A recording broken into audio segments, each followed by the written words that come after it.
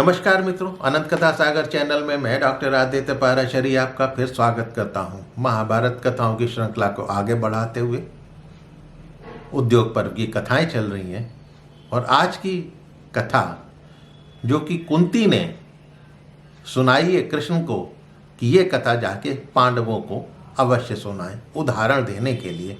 और वो कथा है विदुला और उसके पुत्र संजय की कथा।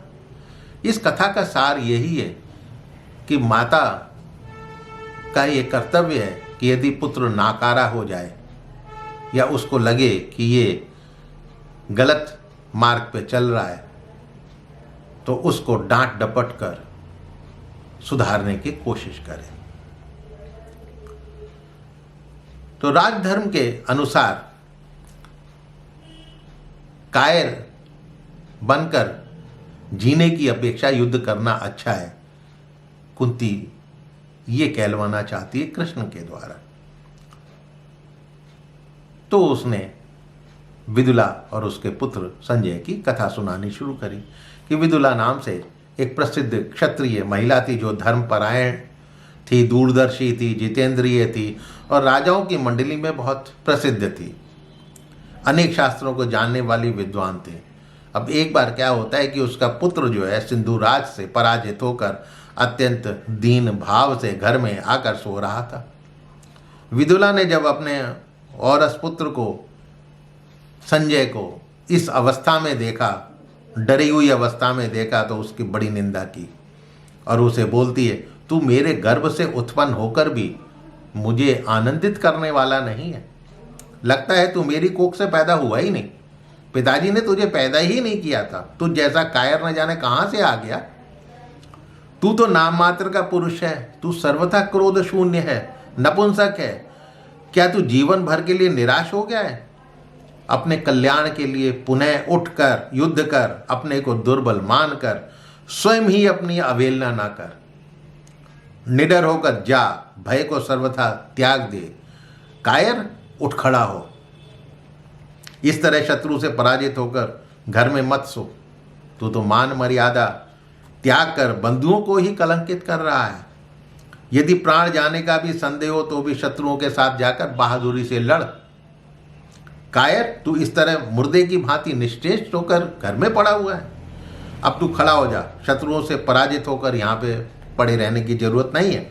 वीर पुरुष युद्ध में जाकर यथाशक्ति उत्तम पुरुषार्थ को प्रकट कर धर्म के ऋचा से उऋण होता है। धर्म से जो उसके लिए कर्तव्य बताया गया है उससे उऋण हो जाता है, अपनी निंदा नहीं करवाता। धर्म को आगे रखकर या तो पराक्रम प्रकट कर या गति को प्राप्त हो जाए, यानी मर जाए, जो समस्त प्राणियों के लिए निश्चित है। अन्यथा किसके लिए तू जी रहा है? कायर, तेरी तो सारी कीर्ति ही नष्ट हो चुकी है, राज्य भी छिन गया। अब तू यहाँ पे पड़ा किसके लिए है? किसके लिए जी रहा है? जिस पुत्र की दान, तपस्या, विद्या, सत्य भाषण, धनोपार्जन से सुयश का बखान सर्वत्र नहीं होता, वो अपनी माता का पुत्र नहीं, वो तो मलमूत्र ही है। तुझे हिंजड़ों कायरों के लिए भिक्षा आदि वृत्ति का सहारा नहीं लेना चाहिए। तेरी कायरता के कारण हम लोग इस राज्य से निर्वासित होने पर स्थान भ्रष्ट और अकिंचन होकर जीविका के अभाव में मर जाएंगे। तू तो कुल वंश की प्रतिष्ठा का नाश करने वाला है। संसार में कोई भी नारी ऐसे पुत्र को जन्म ना दे। अरे, जोर से प्रज्वलित होकर वेग पूर्वक उठकर शत्रु पर आक्रमण कर। अब ये सुनकर पुत्र बोला, माँ, यदि तू मुझे ना देगे तो ये सारी पृथ्वी तुझे यदि मिल भी जाएगी तो क्या तुझे सुख मिलेगा? विदुला बोलती है, बेटा, जो मनुष्य अपने बाहुबल का आश्रय लेकर उत्कृष्ट जीवन व्यतीत करता है वही परलोक में शुभ गति पाता है, उसी का जीवन सार्थक है।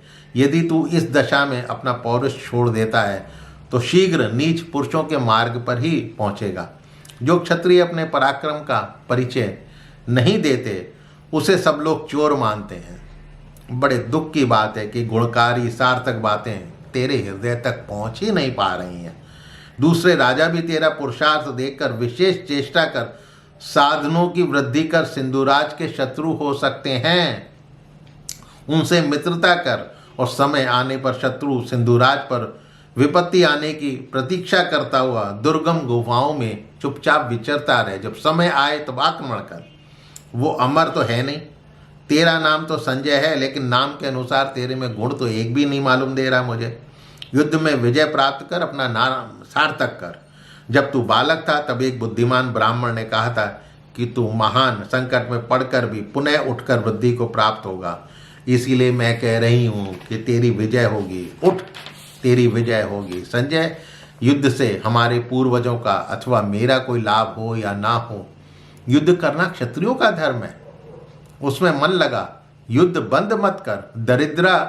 दरिद्रता को पति और पुत्र के वध से भी अधिक दुखदायक माना जाता है। यदि पहले के समान मैं तेरे यश की वृद्धि नहीं देखूंगी तो क्या मुझे सुख मिलेगा? हम लोग तो आश्रय दाता रहे हैं, आश्रय देने वाले रहे हैं। यदि कोई ब्राह्मण कुछ मांगे तो क्या हमारे मुख से ना निकलेगा? दूसरों पर आश्रित रहने से अच्छा है कि मैं प्राण त्याग दूं। बेटा, समुद्र में डूबते हुए हम लोगों को तू पार लगाने वाला हो। हम मृत प्राय हो रहे हैं, तू हमें जीवन दान दे। यदि तुझे अपने प्रति अधिक आसक्ति ना हो तो तू अपने सभी शत्रुओं को परास्त कर सकता है। अपने जीवन के प्रति आसक्ति मत रख। युद्ध को स्वर्ग का द्वार मानकर तू जलते हुए काठ की भांति शत्रु पर टूट पड़। इंद्र भी वृत्रासुर का वध करके महेंद्र कहलाए थे। तू शत्रुओं को मारकर धर्म का पालन कर। तू 100 वीर देश की कन्याओं के साथ हर्ष अनुभव कर, पत्नी रूप में पाकर। विपत्ति में पर शत्रु देश की कन्याओं के वश में मत हो जा। तू रूप, यौवन, विद्या, कुलीनता से संपन्न है। अब मैं ये देखूं कि तू शत्रु से मीठी मीठी बातें करता, उनके पीछे फिरता है, तो क्या मुझे सुख मिलेगा? हमारे कुल में कोई ऐसा नहीं है जो दूसरों के पीछे चला हो। तू दूसरों का सेवक बनकर जीवित रहने योग्य नहीं है।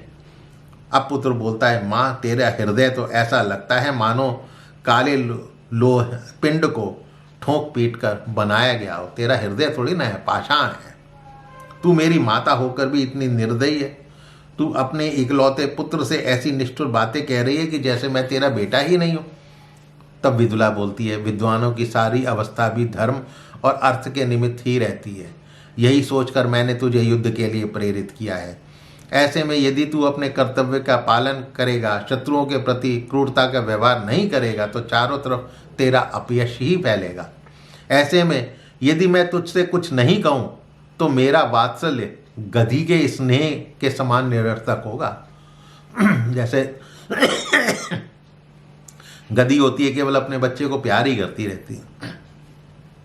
तू मेरा प्रिय साथी तभी बन सकता है जब तेरा आचरण सत्पुरुषों की भांति हो जाए। यदि कोई नाकारा, निकम्मा, उद्दंड पुत्र होने से सुख मानता है तो उसको पुत्र पैदा करना ही व्यर्थ है, क्योंकि अयोग्य पुत्र तो सदा दुख ही देगा। संजय, लोक में युद्ध और विजय के लिए ही विधवाओं ने क्षत्रियों की सृष्टि की है।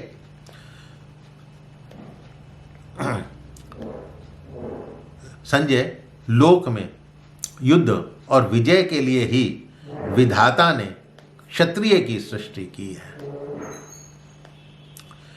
इस युद्ध में मारा जाए या विजय प्राप्त कर, दोनों ही अवस्था में इंद्रलोक की प्राप्ति होती है। पुत्र बोला, माँ, तुझे अपने मुंह से ऐसा विचार नहीं व्यक्त करना चाहिए, बल्कि मुझे विशेष करुणापूर्ण दृष्टि से देखो। माता बोली, मुझे प्रसन्नता हुई कि तू इस प्रकार विचार तो करता है। मुझे मेरे कर्तव्य की प्रेरणा तो दे रहा है कि हाँ, मुझे मेरी मतलब माँ कैसी होनी चाहिए, माँ का कर्तव्य तो याद दिला रहा है। इसीलिए मैं तुझे बार बार कर्तव्य सिखा रही हूँ कि जब तू सिंधु देश के समस्त योद्धाओं को मार कर आएगा तभी मैं तेरा स्वागत करूँगी। मुझे विश्वास है कि बड़े कष्ट से प्राप्त होने वाली विजय तुझे अवश्य मिलेगी। माँ, मेरे पास ना तो खजाना है, ना सहायता करने वाले सैनिक है, फिर मैं विजय प्राप्त कैसे करूँगा? माँ, मुझे कोई उपाय तो बता, मैं अवश्य तेरे आदेशों का पालन करूँगा। माता बोली, बेटा, पहले की संपत्ति नष्ट हो गई है, कोई बात नहीं। धन वैभव तो नष्ट होकर पुनः प्राप्त हो जाता है। सभी कर्मों के फल में अनित्यता रहती है। कभी कर्म का फल मिलता है, कभी नहीं। इस रहस्य को जानकर जो बुद्धिमान पुरुष कर्म करता है वही सफल हो सकता है। अब कर्म करेंगे, सफल होना या असफल होना ये तो विधाता के हाथ में है, लेकिन केवल ये सोचकर अपने कर्मों को आरंभ ही ना करे कोई, तो सफलता कैसे मिलेगी? ऐसा सफलता मिलेगी, ऐसा ही विश्वास मन में रखकर सजग होकर तुझे कर्मों में लग जाना चाहिए। बेटा तू अब पुरुषार्थ कर, मैं तेरा पराक्रम देखूंगी। जो लोग सिंधुराज से अपमानित होकर क्षीण होकर बैठे हैं उनको दान दे, मान दे, अपने पक्ष में कर, उनसे मीठे वचन बोल, उनको वेतन अग्रिम दे दे। वो अवश्य तेरे साथ आकर तुझे अपना अगुआ बना लेंगे। शत्रुओं को जब ये पता लग जाता है कि उसका विपक्षी जो है प्राणों का मोह त्याग कर युद्ध करने के लिए तैयार है, तो वो भयभीत हो जाता है। पुत्र कैसी भी विपत्ति क्यों ना आए, राजा को कभी भयभीत अथवा घबराना नहीं चाहिए। राजा को भयभीत देकर उसके पक्ष के सभी लोग भयभीत हो जाते हैं और उनमें से कुछ लोग जो जाकर शत्रु पक्ष के साथ भी मिल जाते हैं। संजय, अब यदि मैं ठीक बातें कर रही हूँ तो तू उठ खड़ा हो, अपने को उग्र सा बनाकर विजय के लिए खड़ा हो जा। अभी हम लोग के पास बड़ा भारी खजाना है जिसको तुझे पता नहीं है। मैं वो खजाना तुझे सौंपती हूँ। अभी तो तेरे सैकड़ों चाहने वाले हैं जो युद्ध से पीछे नहीं हटेंगे। ये सब सुनकर पुत्र संजय का भय और विषाद जो है दोनों भाग जाते हैं। माँ, अब मुझे अपने खोए राज्य को पाना है, नहीं तो युद्ध में प्राणों का विसर्जन कर देना है। जब मुझे भावी वैभव का दर्शन कराने वाली तुझ जैसी संचालिका माँ प्राप्त है तो मुझ में ये साहस तो होना ही चाहिए। मैं तेरी नई नई बातें सुनना चाह रहा था, इसीलिए मैं कुछ बोलकर चुप हो जाता था। बड़ी कठिनाई से तो तेरे अमृत वचन सुनने को मिले थे, उन्हें सुनकर मन तृप्त नहीं हो रहा था। अब तुम देखो मैं किस तरह से शत्रुओं पर विजय प्राप्त करता हूँ। अब ये कथा सुनाकर कुंती कृष्ण को बोली, इस तरह माता के तानों से बिंद कर, तिरस्कृत रोकर, चाबुक की मार खाकर अच्छे घोड़े के समान संजय ने माता के उन समस्त आदेशों का पालन किया। ये कथा विजय की इच्छा रखने वाले पुरुष को अवश्य सुननी चाहिए। जो निराश हो रहा है उसे ये अवश्य सुनाए। अब तुम अर्जुन से कहना कि तुम्हारे जन्म के समय भविष्यवाणी हुई थी, कुंती तेरा ये पुत्र इंद्र के समान पराक्रमी होगा। श्री कृष्ण को साथ रखकर भूमंडल को जीत लेगा, विपक्षी कौरवों को मारकर राज्य को प्राप्त करेगा, स्वर्ग लोक तक यश फैलेगा, भाइयों के साथ 3 अश्वमेघ यज्ञ करेगा। श्री कृष्ण, मेरी भी इच्छा है कि तुम वो उसी रूप में पूर्ण करोगे जैसा कि आकाशवाणी ने कहा है। भीम से कहना, क्षत्राणी जिसके लिए पुत्र को जन्म देती है उसका अवसर आ गया है। द्रौपदी से कहना, बेटी तू सौभाग्यशाली कुल में उत्पन्न हुई है, तूने हमेशा धर्मानुसार बर्ताव किया है। माद्री पुत्रों को भी कहना कि प्राणों की बाजी लगाकर पराक्रम से प्राप्त सुखों को उपभोग करें। कृष्ण, मुझे राज्य छिन जाने का इतना दुख नहीं है जितना द्रौपदी का भरी सभा में अपमान हुआ, वही मेरे दुख का कारण है। उसे उस सभा में कोई रक्षक नहीं मिला था। जनार्दन, जाओ, तुम्हारा मार्ग मंगलमय हो, मेरे पुत्रों की रक्षा करना। ये संदेश लेकर भगवान कृष्ण जो है वहाँ से शीघ्र निकलकर पांडवों के पास चल देते हैं। तो मित्रों, विदुला और उसके पुत्र की कथा कैसी लगी आपको? यदि हो सके तो कमेंट बॉक्स में कमेंट दीजिएगा। हाँ, मेरे चैनल को सब्सक्राइब करना मत भूलिएगा और अपने इष्ट मित्रों से इसको शेयर अवश्य कीजिएगा। मिलता हूँ इसी कथा को आगे बढ़ाते हुए अगले एपिसोड में। तब तक के लिए नमस्कार।